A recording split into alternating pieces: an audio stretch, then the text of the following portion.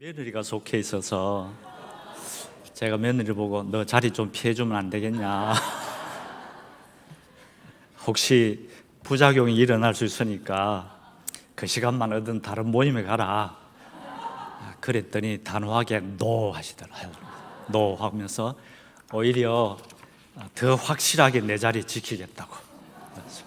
그래서 제가 또 저도 마음을 먹었죠. 질 수는 없어서 좋다 그러면 나도 미스바 전도의 회원들을 단순히 회원으로 생각하지 않고 내 딸, 내 며느리, 내 사위로 생각하고 내가 하고 싶은 말 하고 오겠다 하고 그렇게 오늘 왔습니다.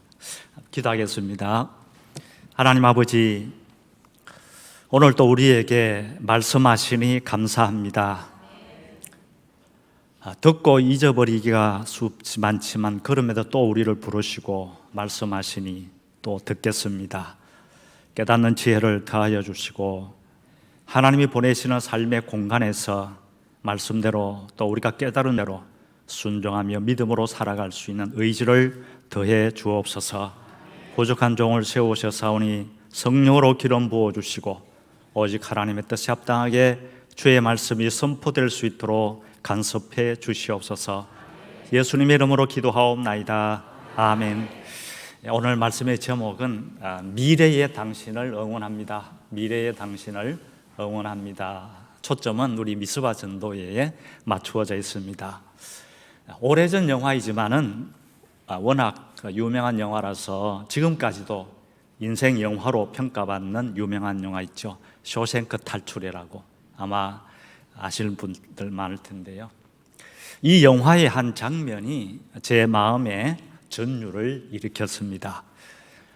조언으로 등장하는 레드라는 무기수가 복역 40년 차에 가석방 심사받는 장면이 있습니다. 심사관이 물었습니다. 이제 세상에 나갈 준비가 됐느냐? 교화가 됐느냐? 이렇게 질문했죠. 그랬더니 레드가 하는 말이 후회는 잘못을 저지른 후부터 늘 후회했다. 그런데 철없었던 20대의 젊은이에게 그렇게 살지 말아야 된다. 이렇게 살아야 된다. 라고 말해주고 싶은데 이제 그 젊은이는 없고 그저 죽을 날만 기다리는 노인만 있다. 합격. 그래서 가석방 받았습니다.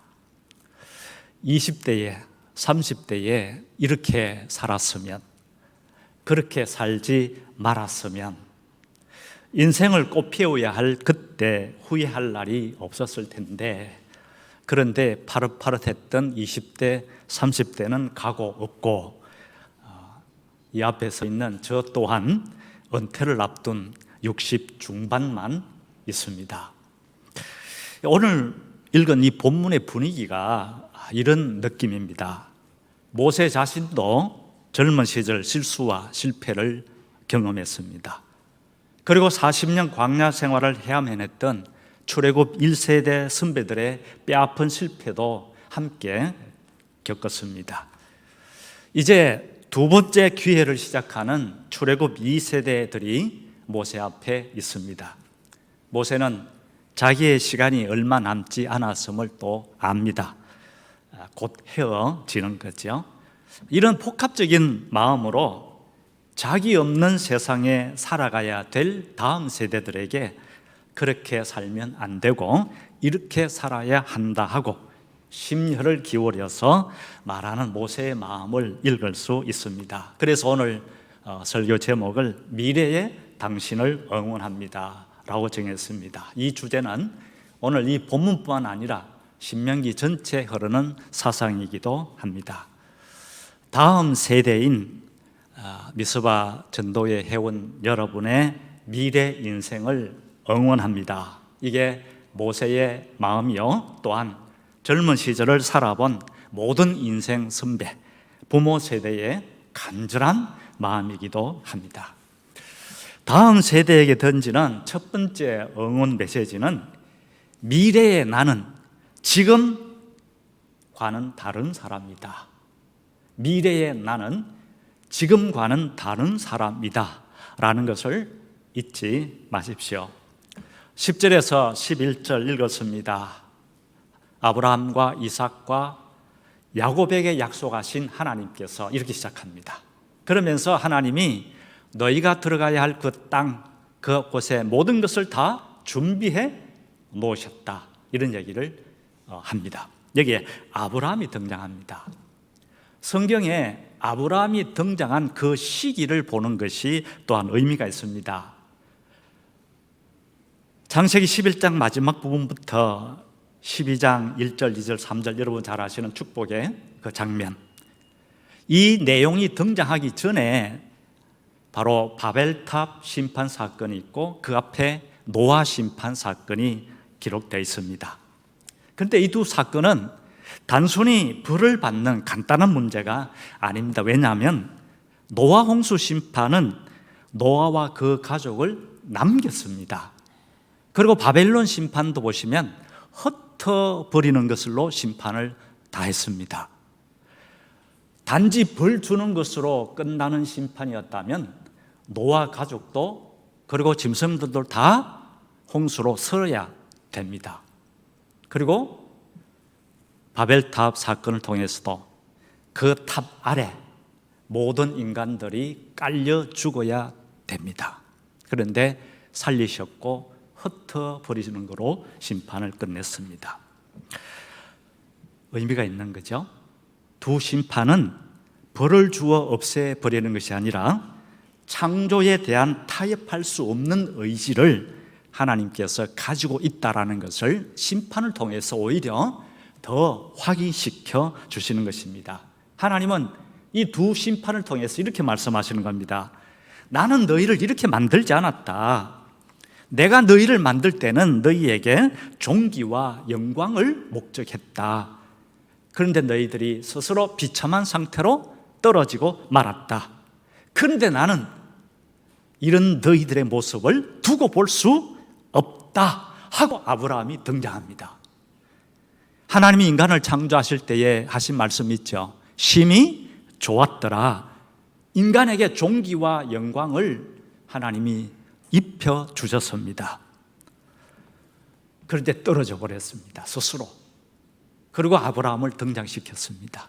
하나님이 아브라함을 등장시킨 목적은 하나님이 창조주로서 인간 운명을 책임지겠다, 내가 이루기로 계획한 그 일을 반드시 이루고야 말겠다라는 의지와 약속이 들어있는 거죠. 그래서 아브라함이 등장합니다. 그리고 이삭으로 이어집니다. 야곱으로 이어집니다. 다윗으로 이어지고, 그래서 오늘 저와 여러분들이 이 자리에 있습니다. 찬송을 드렸던 것처럼 하나님이 우리를 하나님 형상 닮은 자로 회복시킬 것입니다. 그 약속을 가지고 우리는 또 이 자리에 앉게 된 것이죠. 그래서 모세의 마지막 찬가가 무엇입니까? 너희는 행복한 사람이로다. 여호와의 구원을 너같이 얻은 백성이 없다 그랬습니다. 너희는 행복한 사람이로다. 오늘 미스바 전도회 회원 여러분 기억하십시다. 우리는 행복한 사람입니다. 믿으십니까? 10절 11절 보시면 너희가 어떻게 해야 된다에 대한 말씀은 없습니다. 가나안 땅에 들어갔다라고 전제하고 말씀하시고, 그리고 그 땅의 모든 것을 준비하셨다라고 그렇게 선언하고 계십니다. 우리 신자 인생의 존재와 운명은 하나님의 의지와 약속 안에 있습니다. 우리는 복을 약속받았고 하나님의 영광의 꽃이 될 것입니다. 하나님이 그렇게 만드십니다. 그리고 이 계획을 막을 자 없습니다. 바울이 다시 한번 이 사상을 확증시키고 있죠. 로마서 8장 26절 27절에 성령님도 우리의 연약함을 아시고 우리를 위하여 기도하신다. 우리가 탄식하여 하나님 앞에 기도할 수 없는 너부러진 그 상태에 있을 때라도 성령님은 우리를 대신하여 하나님께 기도하신다. 하나님의 뜻대로 간구하신다.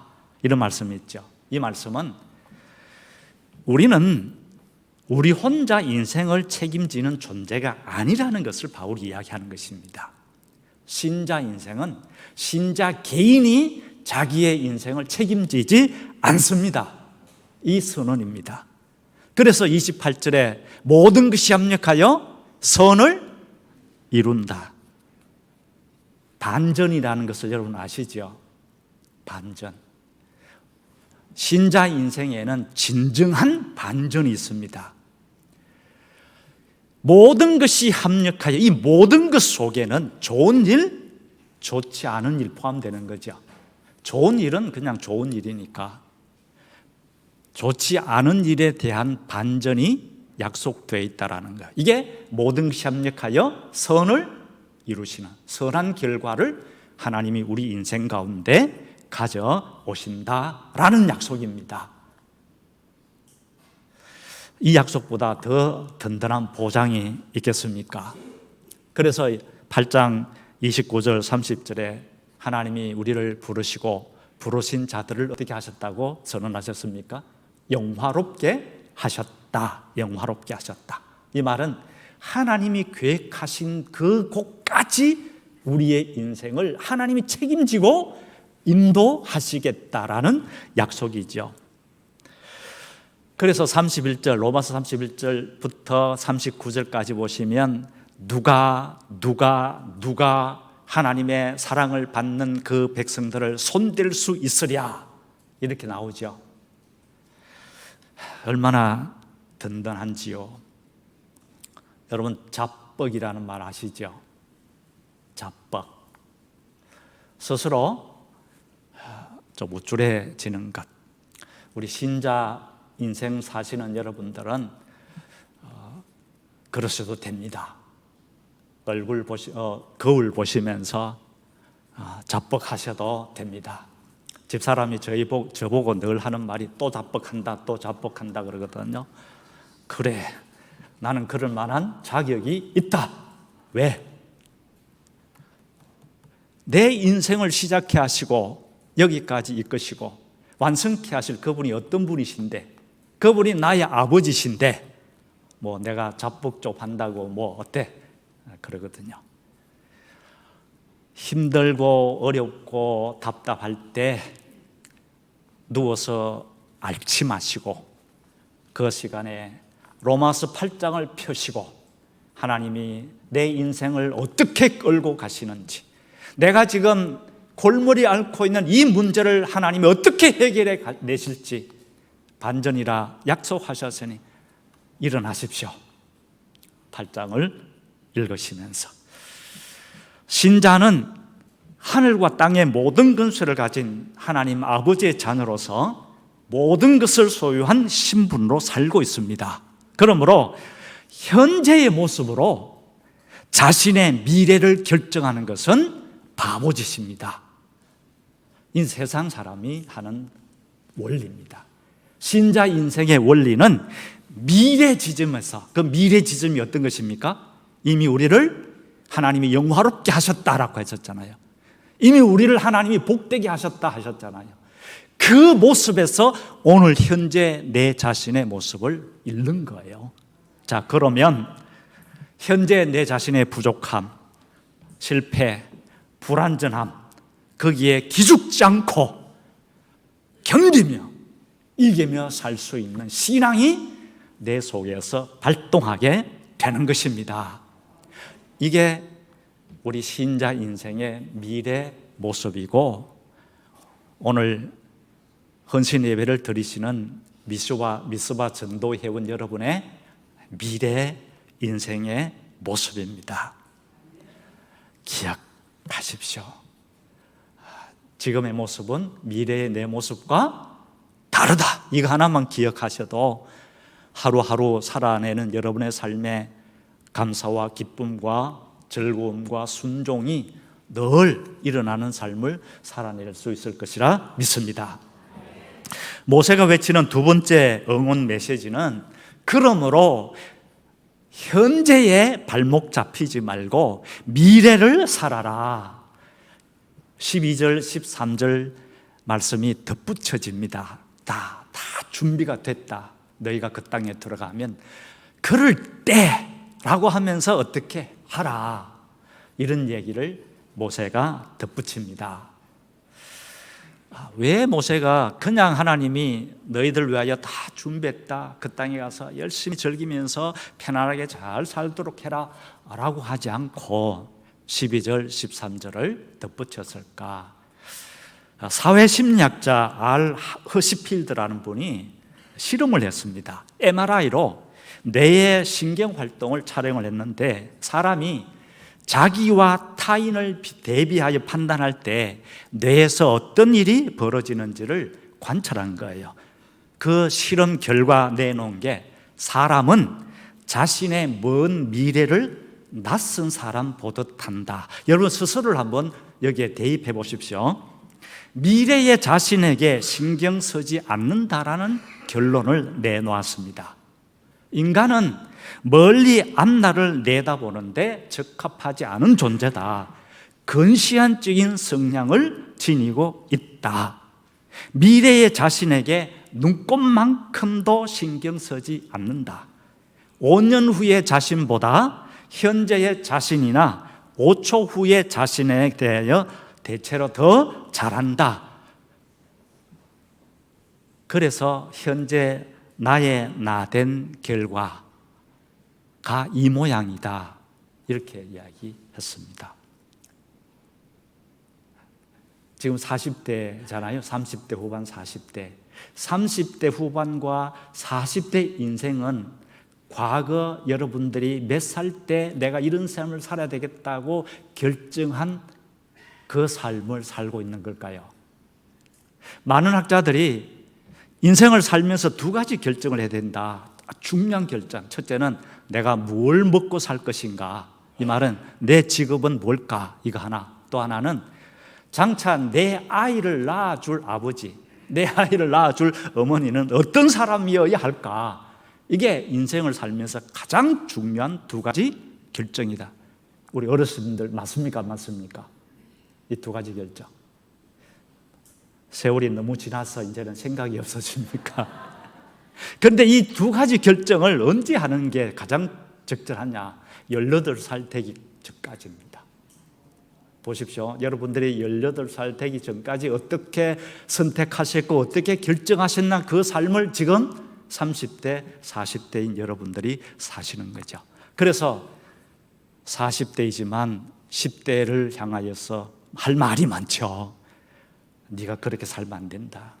네가 이렇게 살아야 되는 거야. 이렇게 하고 싶은 말이 있는 것입니다.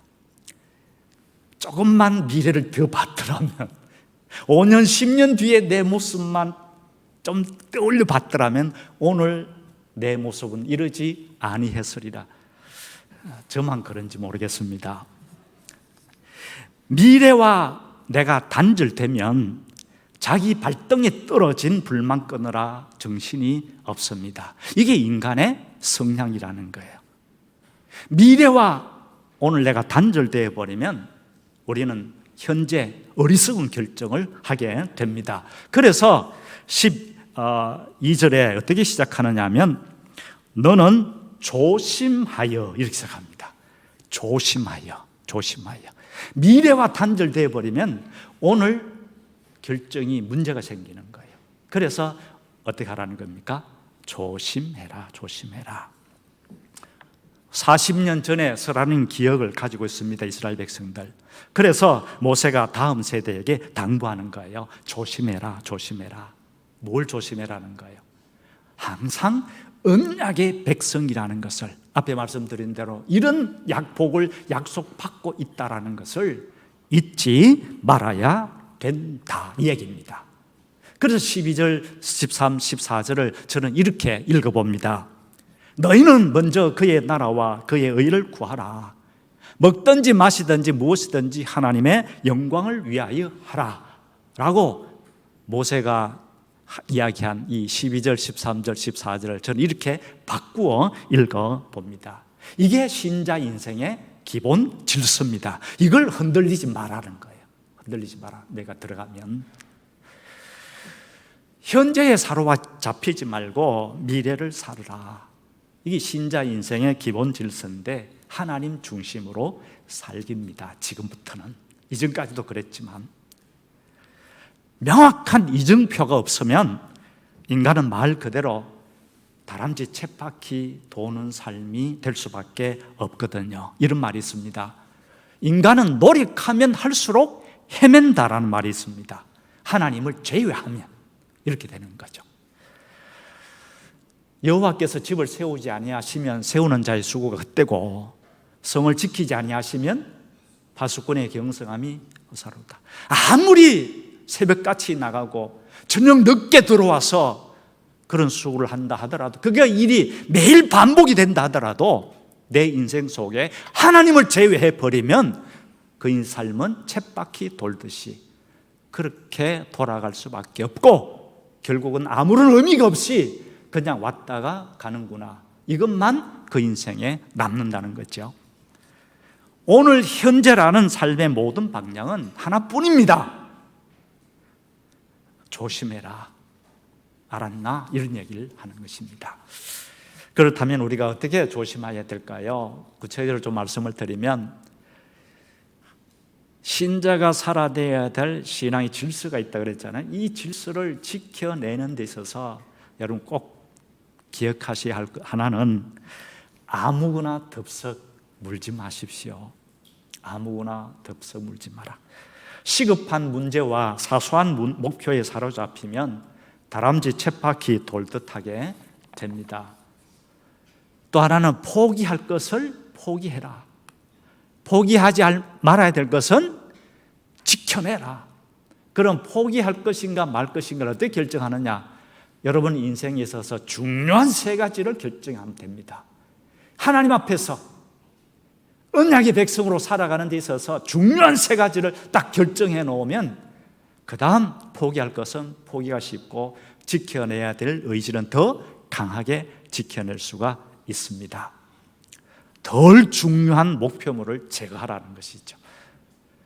후회 최소화의 법칙이라는 말이 있습니다. 미래에 내가 후회할 결정 내리는 것, 그 어리석은 선택을 줄여라. 제가 이렇게 이야기하지만 듣고 나면 다 잊어버리고 말 겁니다. 그러나 이것만 기억하십시오. 아무거나 덥석 물지 말라. 이건 쉬우니까 기억하실 수 있겠죠. 그리고 포기할 건 포기해라. 이렇게. 나이 들어서 후회하는 것 줄이자. 지금 이렇게 생각하시면 됩니다. 이러려면 엄청난 전념과 용기가 필요합니다. 하나님을 사랑하고 섬기는 일과 일상 속에서 하나님이 기뻐하시는 뜻을 우선순위에 두고 살아가는 삶의 지혜로 언제나 충만해야 되는데, 이것을 목표로 한 의지와 결단, 이게 그냥 되는 것이 아닙니다. 그래서 어떤 분은 발악을 해라. 발악을.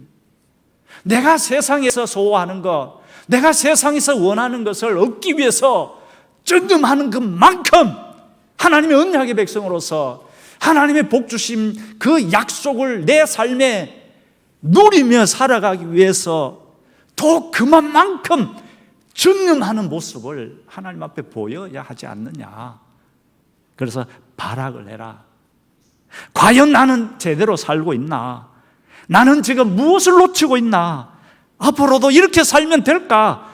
대체 어떻게 살아야 될까? 하나님의 언약의 백성으로서 내 현재의 모습이 아니라 미래의 모습은 이미 하나님이 약속해 놓았는데 그 모습에 맞게 오늘 내가 어떻게 살면 될까? 이게 발악이라는 거예요. 이 몸부림이 미래를 사는 삶의 증거입니다. 여러분이 오늘 무엇을 선택하든 무엇을 결정하든 이것이 하나님의 눈 밖에 나지 않기를, 이게 여러분의 모든 선택의 기준과 삶의 기준이어야 됩니다. 이게 현재의 발목 잡히지 않고 미래를 사는 삶의 모습입니다. 이렇게 살아내시기를 응원합니다. 모세가 외치는 세 번째 응원 메시지는 생각하고 감사하라. 15절에 하나님은 어떤 하나님이라고 나옵니까? 질투하는 하나님이라 그럽니다. 질투하시는 하나님. 여기서 말하는 질투는 아내의 질투와는 다릅니다. 여친의 질투와는 또 다릅니다. 이렇게 말씀하면 남자도 질투합니다. 또 아니다 그렇게 생각하실까 싶어서, 하나님이 질투하신다라는 것은 하나님의 거룩한 열심, 언약적 충성을 의미하는 감정의 표현입니다. 하나님과 우리의 관계는 독점적 사랑의 관계입니다. 하나님은 나만 사랑하시겠다고 선언하시고 실제로 십자가로 그 증거를 보여주셨습니다. 그래서 이런 말합니다. 하나님은 나 하나를 위해서 이 온 우주의 모든 것을 끌어오실 것이다. 이게 우리 신자가 가지고 있는 자존감입니다. 자존감. 하나님은 우리의 존재와 운명을 선한 뜻 가운데 책임지십니다. 그래서 우리로 나만 바라봐 그러는 거예요. 하나님이 옹졸하셔서 나만 봐야 돼 그렇게 하시는 것이 아니라 하나님 품 안에 거하는 것이 참 복이기 때문입니다. 다윗이 선언했죠. 나는 영원히 여호와의 집에 거하리로다. 왜 그런 거죠? 여호와의 집에 거하는 것이 인생의 가장 큰 복이고 영광이라는 것을 알기 때문에 그렇게 선언한 것입니다. 여러분, 인간의 뇌 구조는 알다가도 모를 일입니다. 약간 성공을 거두면 복잡성도 증가한다는 거예요. 형편이 나아지면 상황이 달라집니다. 두 마음을 품게 됩니다. 안이한 생각을 하게 되고 나태해집니다. 그래서 어떤 분은 성도가 어려울 때 하나님 앞에 매달린다는 것이, 하나님 이것만 되게 하시면, 이것만 어떻게 펴게 하시면 내가 하나님 앞에 어떻게 하고 그래서 하나님의 모든 형편을 낫게 하니까 다음 결정하기를 어느 날에 여행 가는 걸로 결정을 하더라는 거죠.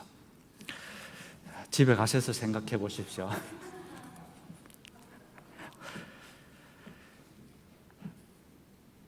작은 성공이 종종 미래의 자신을 파괴하는 촉진제가 되기도 합니다. 그래서 고난은 강한 사람을 만든다. 강한 사람은 좋은 시절을 만든다. 좋은 시절은 약한 사람을 만든다. 그리고 약한 사람은 고난을 만든다. 쳇바퀴 돈 거죠. 그래서 15절 경고가 나옵니다. 하나님은 어떤 하나님? 질투하시는 하나님. 그래서 어떻게 하라는 거죠? 조심해라. 인생에서 해결해야 될 가장 큰 숙제 세 가지가 있다면 의식주잖아요. 이걸 해결하기 위해서 죽느니 사느니 그렇게 하지 않습니까? 모든 것이 형통할 때 딴 마음 먹지 마라. 하나님이 다 준비해 주셨잖아요. 의식주. 가나안 땅에 들어가기 전부터 미리 다 준비해 놓으셨습니다. 편하다고, 다 해결됐다고 딴 마음 먹지 마라. 너희의 개인의 위대함이나 강함이 아니다. 하나님의 은혜다. 그래서 오늘 작은 성공에 취하지 마라. 이거 까먹으면 내가 맞을 미래는 초라해집니다. 누구와 같아집니까? 솔로몬과 같아집니다. 그래서 생각하고 감사하라. 우리가 감사해야 할 모든 것을 생각하고 그런 은혜를 후하게 주신 하나님께 감사하라. 엉뚱한 곳에 머리 숙이지 마라. 하나님의 질투를 유발하지 마라.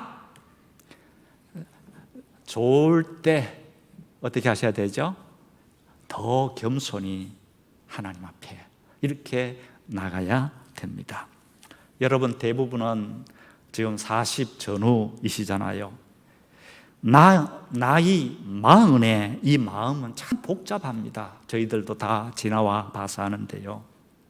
40대의 특징 중에 하나가 마음대로 굴러가지 않는다라는 것을 아는 때가 40대입니다. 직장일도 그렇고 인간관계도 그렇고 집안일도 그렇고 육아나 자녀 교육도 그렇습니다. 뜻대로 안 되는 것 때문에 실망이 많죠. 아직 어린 아이가 어려서 그럴지 모르지만 이 아이가 나중에 머리 조금만 커 보십시오. 어떻게 되는지. 신경을 긁는 딸 때문에 엄마가 한마디 던집니다. 아이고, 내가 왜 저 딸을 낳아가지고 그랬거든요. 그랬더니 딸이 뭐라고 하냐면 나는 나오고 싶어서 나왔냐? 그런 거죠. 엄마가 한 방 막았죠. 그것도 질 수가 없어서 한마디 합니다. 네가 경쟁에서 이겼기 때문에 나온 거 아니냐? 그랬거든요. 그랬더니 딸 반박이 대박입니다. 그날 경기는 왜 열었나? 우리 죄송합니다. 이런 유머를 여기서 해도 되는지 안 되는지 물어보고 해야 되는데